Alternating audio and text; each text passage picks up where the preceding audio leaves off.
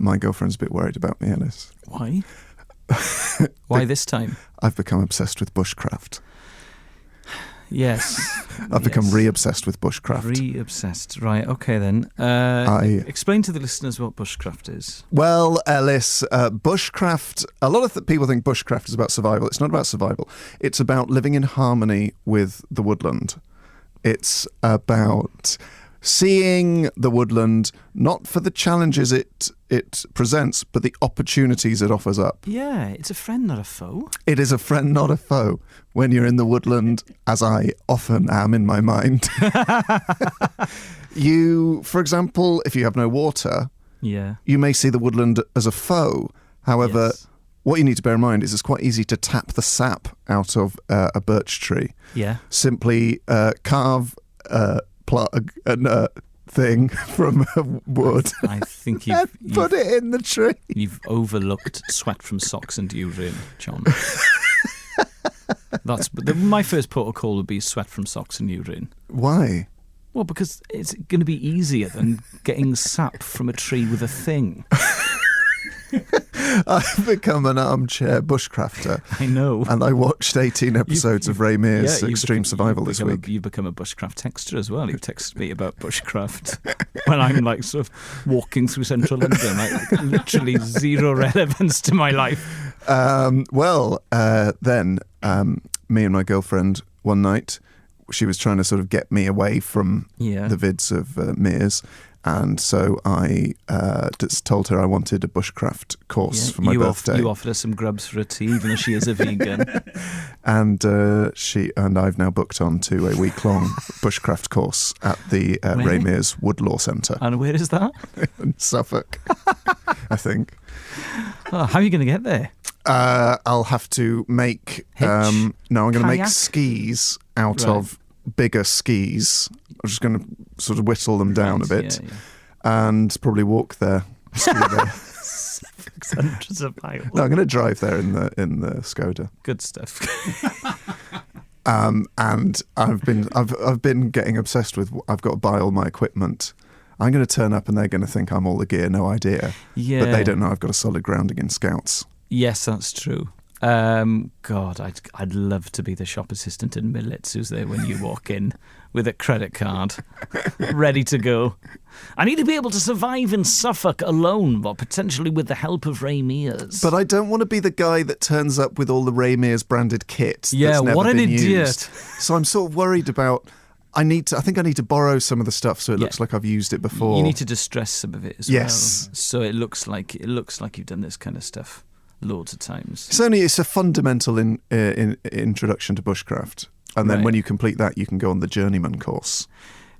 what happens then? On the journeyman course, you have to build a bivouac. Wow. Which I've already done in Scouts. That said, I shouldn't really take the mickey. In 2012, when I was struggling to write material for my Edinburgh show, I did book myself on a dry stone walling course run by the National Trust, and then I got offered a gig that I couldn't turn down. I love it when comics are short of material. And dry stone walling. I remember when I was living... Finger on the pulse. I remember when I was living with Russell Howard and John Richardson, and I think either one of them or both of them went to Monkeyland.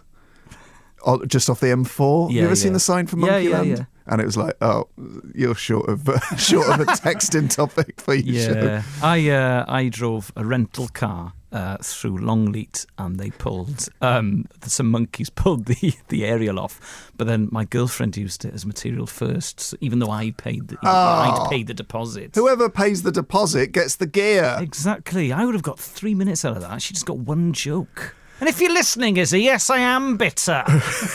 Well, I hope you claimed the trip to Longleat. Oh, absolutely. So, folks, more bushcraft chat coming up. It's going to be a regular feature in the show where I give you my top bushcraft tips. Elis James and John Robbins. Radio X. That was Tokyo by the Wombats. You're listening to Radio X. We've got more music coming up from Corner Shop and Travis. Good. A step back in time on Radio S. Radio S. Well, that's the second time I've got the title of the radio station that employs me wrong today, Dave? You never see that on other stations. You never go, yeah, this is the 6 o'clock news on the BBC, yeah, BBC. It's the ITV news, the ITN. It's the But they've got people in their ears, haven't they? Yeah, that's what you need. You need Dave going, Radio X, Radio X. Dave, can we get you in our ears? I'll try my best. You don't need to be in our ears, though, because you're in the room. Do you ever do shows when you're in someone's ears? No, never needed to be. Also, there's at least 8 logos in this studio. Yeah, I'm just counting them. 1, 2, 3, 4, 5, 6, But 7, they're all 7. in Seven green, which, as you know, is the camouflage colour of choice for woodcraft folk. So they're too well camouflaged. Yeah. I have obviously mistaken them for bracken, which I could use to thatch a bivouac. Yeah, that happens to the best of us, John. So, Some casual listeners are very confused. yeah, we've had a few texts in from people who I think are listening for the first time and are somewhat disorientated. Who are these guys talking about trees? It's very much the same principles as a survival situation. Follow the acronym STOP. Yes. The S stands for stop, which is quite confusing. Right. The T stands for think about your situation. Okay. The O stands for orientate yourself with your surroundings. I'm listening to Radio S. I'm listening to Radio And the P stands for plan. So stop, listen to me and Elis, think about how great we are, orientate yourselves with our banter, and then plan the future of your life around our radio show. Staying tuned to Radio S. It should actually be stop D, because D then download the podcast. Or stop with 2 Ps. Yeah. Podcast. Stop. So, thanks everyone for all your hard work and constructive criticisms. We've got music, as I said, I've already said it, coming up from Corner Shop and Travis. Just imagine it's 1997. John's gone mad because he'd prefer to be in a wood right now than in a studio in central London. I doubt even Mears himself could set up a workable digital radio station from the middle of a fenland or perhaps the New Forest. I'd love to see him try. I bet he could. Yeah, I don't think he'd be broadcasting on digital. He'd get a very weak AM signal, but to be honest, He'd ham radio to the max. Yeah. Maybe I can broadcast from the Fundamental Bushcraft course on ham radio. We hope you're enjoying this Saturday morning, whatever you're doing, whether you're preparing your brunch mezze, perhaps you're frying up some artichoke slices and a bit of halloumi to go with a flatbread and some organic hummus. Or perhaps you're one of the cooler guys who likes to just bone up on a bit of bushcraft skills. Perhaps you're reading Ray Mears' Guide to Survival and working out which is the best knot to tie a tarp above a hammock. Obviously, if you are sleeping with a tarp and hammock, be sure to check the branches above you, that they're not dead and likely to fall in a strong wind, or as we call them in bushcraft, a widowmaker. That's right, guys.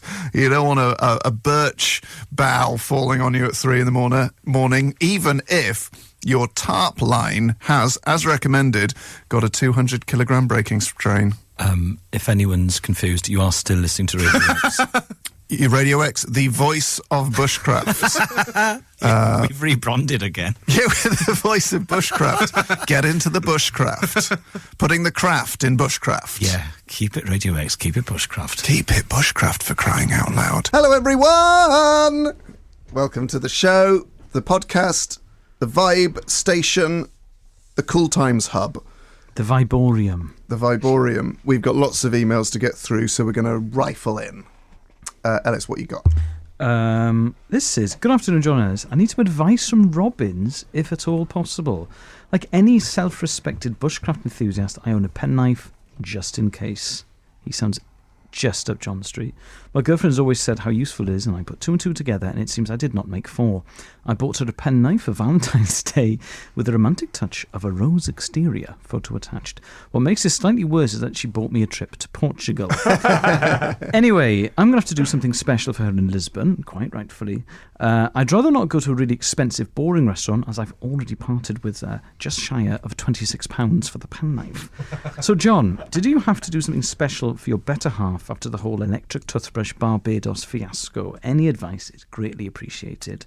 Love the show, from Ed. I didn't have to do anything. She my girlfriend is very generous with her money. She doesn't sort of see it as you spent this much, I've got to spend this much. Like Danny Baker, who is also very generous with his money. If you've read Going to Sea in a Sieve or Going Off Alarming, it's two biographies. So she's bought me a Bushcraft week for my birthday. It planned to get her, a book token or something.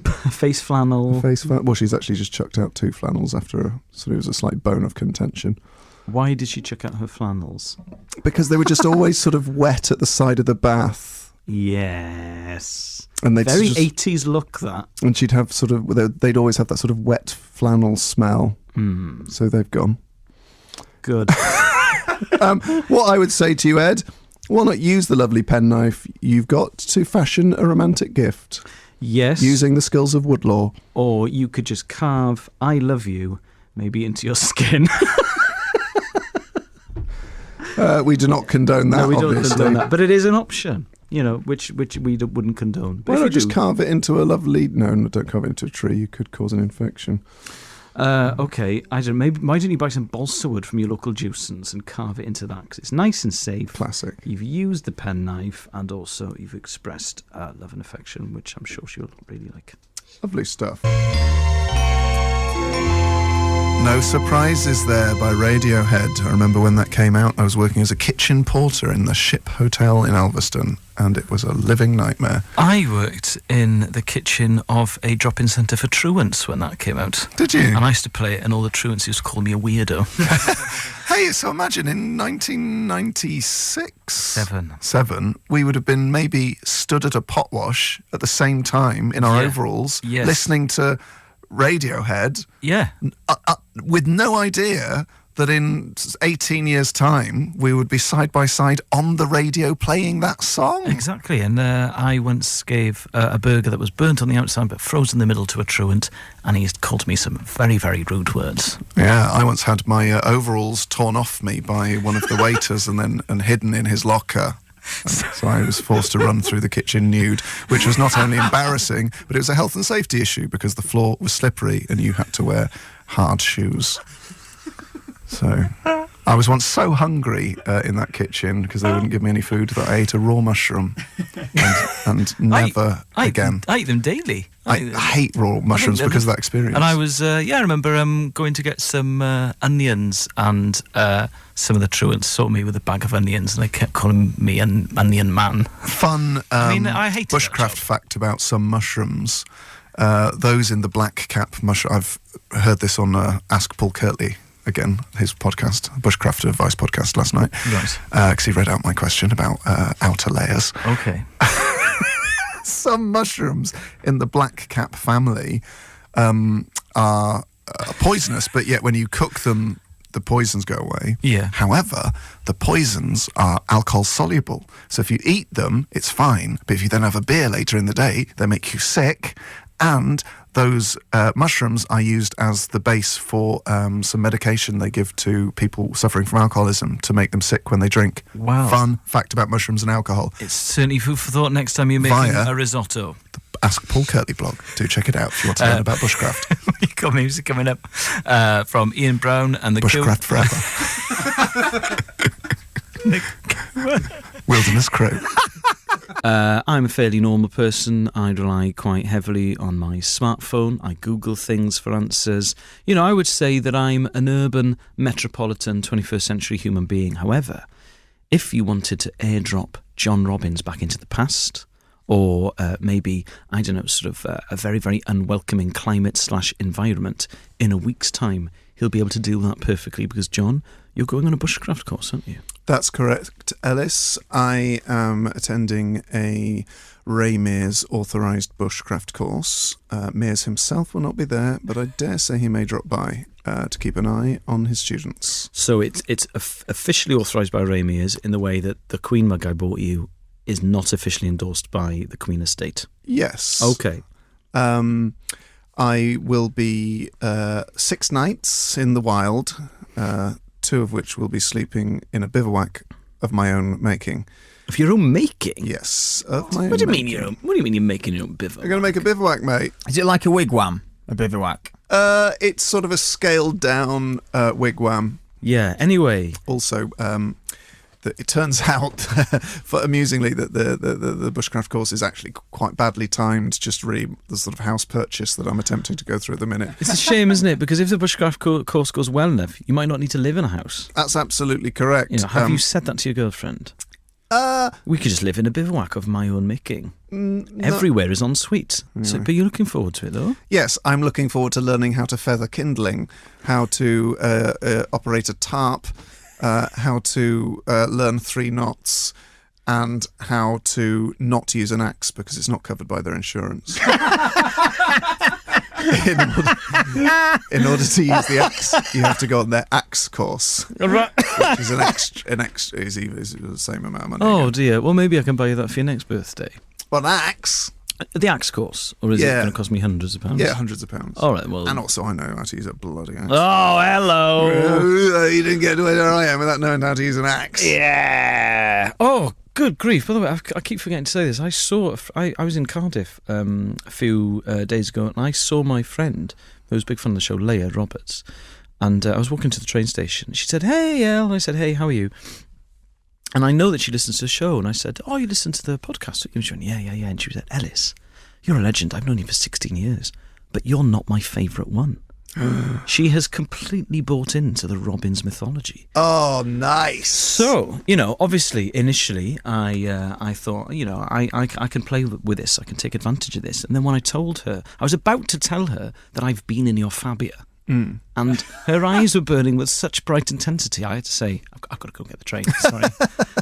I wonder how many people have bought into the Robbins myth, because now you'd be able to take people like you're the Pied Piper of Hamelin into your bivouac. I mean, it begs a question, doesn't it? I mean, if a bivouac is got more room for more than 2 people, it's not doing its job. What's it then? Well, it wouldn't maintain heat well enough. Right. Okay. So, I mean, if you'd learned improv, you'd know not to block. if you'd learnt bushcraft skills, you'd know not to fit more than 2 people into a bivouac. So, yeah, fair enough. That's fair enough. Roundabouts, I'm not a biv guy. Radio X. That was Kasabian. Their dulcet tones flying through the woodland, swirling about in the nighttime mists. Welcome to Radio X Bushcraft Special. There's a dog. That dog should not be here. All dogs are meant to be on a lead in the wilderness. I am John Robbins, an experienced bushcraftsman. Mark my surroundings. The sweet chestnut, useful for soap from its leaves. To my right is the toilet kit, which is sort of a pot in which you have hand cleanser, toilet roll and matches. Don't ask. Make sure your batteries are fully charged before heading for the toilet at dusk, as it may be pitch black on your return.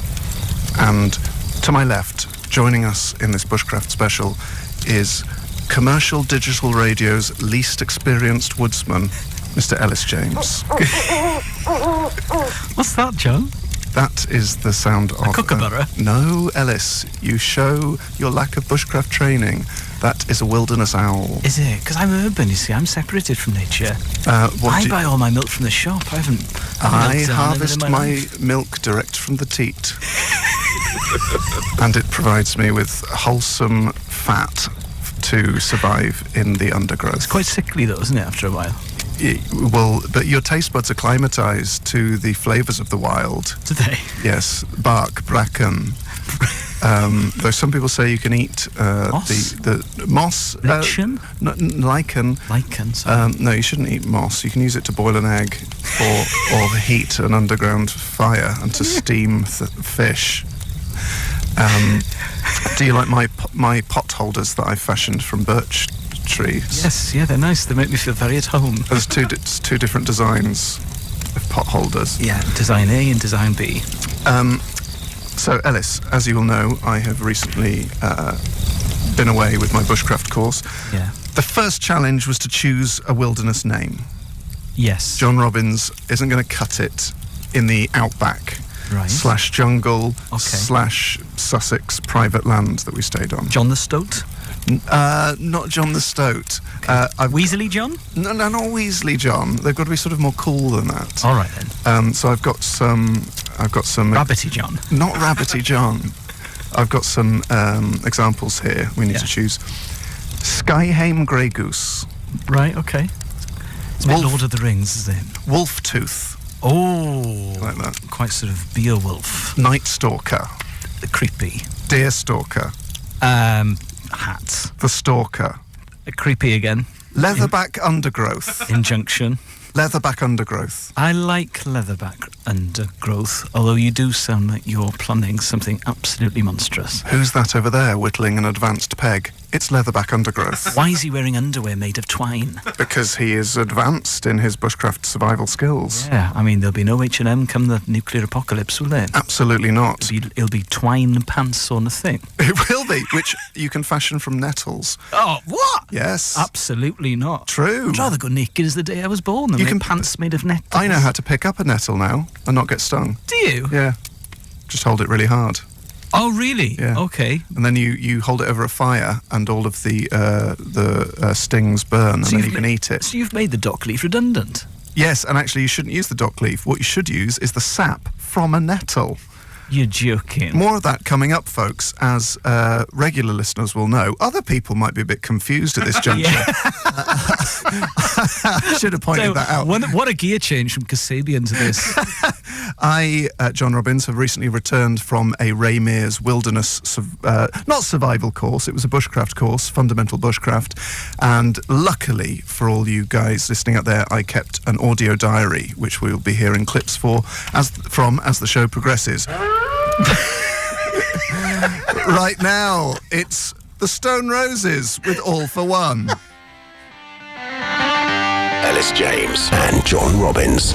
Radio X. Now, to my right, John Robbins. I'm going to have to give the casual listener a little bit of context because obviously the opening link had the background of a campfire, which could be confusing. If you're just flicking through the stations, as some people do, maybe they're shopping or, I don't know, picking up their kids from piano or whatever, it would be a little bit weird. But John, as our regular listeners will know, has been obsessed by bushcraft probably for 6 months, would you say? Well, it started, do you remember that episode of that show where I wanted to escape the noise of life? Oh, yeah. And we asked listeners for places I could move to. Because the sound of sort of southeast London was getting you down. Yes. Sirens, etc. So I then got obsessed with the idea of bushcraft, watch every single video Ray Mears ever made again, booked myself on a bushcraft course. In the meantime, between that and attending the course, me and my girlfriend are now moving out of the noise of life. So your interest has waned, would you say? I would say the week coming up to the bushcraft course, I started to sort of regret the fact that I'd put it in the diary. It was the nadir of your interest in bushcraft. Yeah, and it was purchased one night as a present when I'd had quite a lot to drink. Okay, right. So, but that's fine. I've fine. I've bought a lot of stuff when I'm drunk on Amazon, and I've enjoyed it. So 6-day bushcraft course? No, obviously not. I'm talking more like DVDs. So I kept an audio diary for our listeners, and producer Vin's going to play a clip now, and I think this is me. So we met all of the guys together, and then we headed off. Was it all guys? Yeah, it was all guys. Absolute sausage fest. and then we headed off behind the team leader's Land Rover. Okay. Day 1, 17:41 hours. We are leaving home base Tunbridge Wells car park in a flotilla/convoy of middle management hatchbacks, the likes of which the world has never seen. Oh, God. And they've all got mute colours, and I'm wearing a brewery T-shirt that's quite bright. Anyway, we are now en route to the wilderness. I will check back with you soon. Oh, this guy just cut me up. What's the problem with bright colours? I mean, it's not camouflage isn't essential, is it, to bushcraft? Considering how much time I'd spent on the internet researching bushcraft, I realised when I got there I was woefully underprepared. In comparison with the rest? Yeah, I was wearing shorts and a Shorts. and a bright brewery t-shirt, and obviously you're meant to have mute colours so you can fit in with the landscape and not scare away wildlife. Yeah, also, I mean, you will have looked like a sort of day tripper, won't you? Brewery t-shirt. I had 3/4 length trousers on as well and some trainers. Well, we can discuss that another time. But, okay, so everyone else was in mute colours. Yeah. Had they been on bushcraft courses before? Some of them had, many were ex-military, but we're going to play you the next clip. Day 1, 22, 4,600 hours.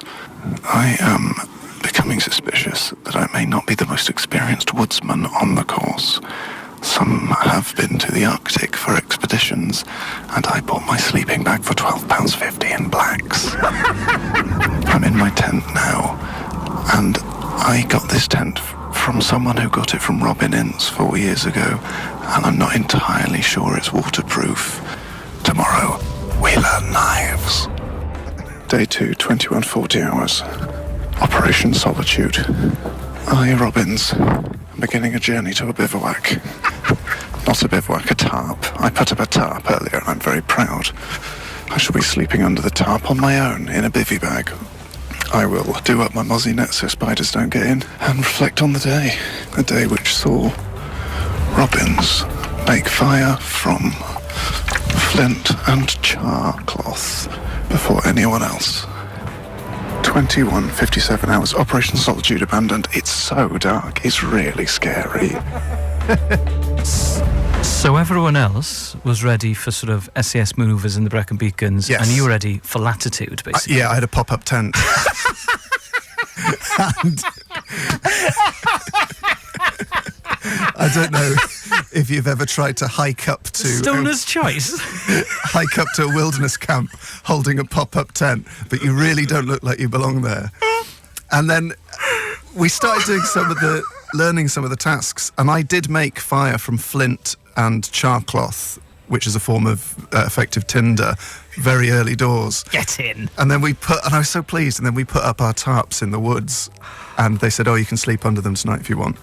And I went out to Operation Solitude to sleep under it, but I got too scared and came back. Very, very few experienced woodsmen are scared of the dark. I know, but it's really sort dark. of a prerequisite not to be scared of the dark. Well, no, actually, it's Lots of Ray Mears are terrified of the dark. No, it's an evolutionary advantage because the dark can contain unseen dangers. So, you know, a healthy respect of the dark. Yeah, that's different to being frightened of it, though, and having to sleep with a landing light on. Well, but maybe... Is there a landing light in the woods? No, there's a head torch. But, so we're going to hear... 10. Yeah. I mean, you'd be great at Creamfields. Yes, that would have been perfect for You me. know, but where were you? Was it sort of a forest in Sussex? We were in a private estate Private estate. with historic woodland. You're listening to Elis James and John Robbins on Radio X, ensconced in Leicester Square. It's my natural habitat. It certainly isn't Bushcraft John's. Roberty Robbins, that's what they called him on the Bushcraft Oh, it's course. leatherback undergrowth. Leatherback undergrowth, Roberty Robbins. I mean, sort of horses for courses, really. But anyway, it's time for our next instalment of John's Bushcraft audio diaries. Hit the Ray Mears bed. Day 5, 07:14 hours. I'm sat on the trunk of a fallen oak. I'm carving a spoon, completely alone apart from the birds. And I have to say, I feel very calm. Can you hear the trees there? Not hear the trees, good lord. Hear the birds. Yes. The sound of the dawn chorus at 4:20 a.m. was exceptional. It's like 1,000 different types of bird. You could always Google it, though, couldn't you? Anyway, you heard me there mentioning that I was carving a spoon, Elis. Why? Because to Take make your a own spoon. spoons, you T-bone. Do you want to see the spoon I made? Yeah, go on then. No, not yet. Go on Yes, then. I do. Thanks. I really want to. There you go. Oh, wow. That's the spoon I made. I mean, That's quite impressive. it Come is, on, mate. it is very impressive. I mean, it looks like you got it at a fete in a sort of, Yeah. at a real ale festival or something. Not a problem. But no, it's very good. And have you eaten with this? No, but I might do one day. Okay. Do you want to see the fish hook I made? Yeah, go on then. Don't fiddle with it. All right. What? It's quite. Hang on. Yeah. So touch it very gently. In case I get it caught in my cheek. Oh wow! It's made from sweet chestnut and the roots of a yew tree. I bet you could catch a big fish with that, John. You could, because it's very big. It is very big. We should probably tweet a picture of John's fish hook. Not a euphemism. Of course it's not a euphemism. Come on, everything's a euphemism if you say it in the right way. Very impressive. I couldn't do that. So you take the root from under a yew tree and then you split it. Yew tree? Yes, That's a shame, isn't it? No, a yew tree. That's the thing with nature. Yeah. It's untainted by humanity. Like the 70s. Yes. A yew tree is a thing of beauty, though toxic, so don't cook food over a yew tree fire. Okay. We've got another montage of clips. Day 4, 11:05 a.m. I've done... Stop saying hours. 6 wheeze. I did 6 wheeze yesterday. I think my liver's gone insane with no ale. 4 days with no booze. 6 wheeze, though. That's got to be a record. I have lost a tent peg. Repeat, I have lost a tent peg. Emergencies. Day 5. Victory is in sight. I dream of home. Of embracing my girlfriend with a pint of sweet golden ale in each hand. Now, time to fire up the Fabia. Where will I head? I don't know. North, south, east, west. In either direction I will find sustenance. But wherever I head, I will be heading directly for a toilet. Tell me about the people on the course, John. The people Friends for life? Like if you've gone to Pontins or something? I'm meeting Marcus tonight for a drink. Are you? Yeah. And what does Marcus do? He used to be in the Royal Engineers in the Army, right, okay. but now he runs a recruitment company. Right. And he's an absolute ledge. I bet he could batter you, could he? Yeah, they could all have absolutely battered me. Apart from Richard, who was 18. Yeah, get in there. Yeah. Batter him. So no girls. So come. No girls. Girls had been in the past. Okay, but come a nuclear apocalypse, we'll be relying on the lads. No, I wouldn't say so, but broadly, Bushcraft is, I would say, a male-dominated environment. Okay. But that can change. That can change. Hopefully that will change. Hopefully that will change. Like stand-up in that respect, isn't it? Yeah, absolutely. So I got... so those clips were sort of a mash-up from many audio clips I made, some of which we may make available in the podcast. Did you tell the rest of the gang that you were making this audio diary for your commercial radio show? No. No, it would have been frowned upon, presumably. It would have been... Oh, well, I didn't really tell them I was a comedian because I didn't want to sort of... Yeah. That to overshadow proceedings. I always say I edit radio documentaries to taxi drivers. Do you? Yeah, because it's quite boring. No! No offence, Finn, no offence, Finn. But people don't want to ask me about it in the same way that they always go, oh, tell me a joke then, will you? So you look inside that, Elis, inside that big envelope I'm passing you. Right. Read out what it says. Woodlaw. Wilderness Bushcraft established in 1983. Oh, this certifies that John Rabbity Robbins has successfully completed the Woodlaw Fundamental Bushcraft course at Eridge and achieved grade credit. Yes! So, not a distinction. No, they give out very few distinctions. Oh, it's a shame. I'd have had to have Is said... that a 2-2? No, that's a 2-1. 2-1? Yeah. Oh, I could have got a merit or distinction, but I didn't manage to do the bow drill. So if it's I would say a merit's a 2-1 and a distinction's a first. So No, because they don't give out many. many distinctions. That's like a super first. Right, okay. So a double first. A merit to do a viva for that. Yes, a merit would be a first, and I've got a 2-1. But I couldn't do the bow drill. I managed to do it with 2 people, so you have to take a piece of rhododendron, Yeah. or birch. Then you have to Just follow your own vibe. Then you have to tie paracord to it. You have to whittle a stick, and then use a hearth made from willow, and then a top bit which you stuff leaves into, and then light a fire like that. You light an ember and you put that into tinder. But I wasn't able to do it. Not the app. Do you know what I did whilst you were doing that? I watched Football's Greatest on YouTube. Bobby Charlton, Maradona, Johan Cruyff. But they'd be dead after 3 days in the wilderness. Yeah. But what a way to go. So this is now Tom O'Dell, who you can win a chance to see in the kitchen here at Radio X. Go on radiox.co.uk for your chance to win tickets and £100 with his track. God, that was a long... that's a bad bit of grammar there. Red Hot Chili Peppers in the cutlery drawer. That was a split in Start pieces, singing, wasn't it? guys. This is Magnetised by Tom O'Dell. Elis James and John Robbins. Radio X. Coming up, we've got music from Paolo Nutini and Vampire Weekend, but before we get cracking with that, quick question, John. The toilet. Yeah. How were you dealing with the toilet? I mean, not on your bushcraft course, not generally. I'm sure it's all textbook down there. Well, the two things, main things I learnt from the course. Well, I mean, firstly, number one's sort of the woods are your oyster. Just in the woods. The first thing I learnt: believe in yourself. The second, because I genuinely didn't But believe. before going to the toilet, is it like a Well, pep talk? actually, yeah. When you hear what we had to do. I'm only a human. It's only waste. Second thing I learnt was I love toilets and showers. Yeah. They did have a bushcraft shower, and I only had one my shower all week. idiot. However, I stocked up with Moist what? Towelettes? moist wipes and exfoliating wipes, and on the final day. But your hair must have been very greasy. But I suppose all lads, you're not on the pull, are you? Yeah. So on the last day, we're all gathering to collect our certificates, and I pulled out my exfoliating wipes, and everyone was really... There was a lot of sort of barracks humour. Yeah. But then everyone to a man had an exfoliating... Asked to borrow one. Yeah, and were amazed at the results. Well, you weren't doing full body with your exfoliating wipe. I was using exfoliating wipe for the face and neck, like in an Indian restaurant, and then I was using moist wipes for the key other areas. You wouldn't want to exfoliate your twig and berries. No.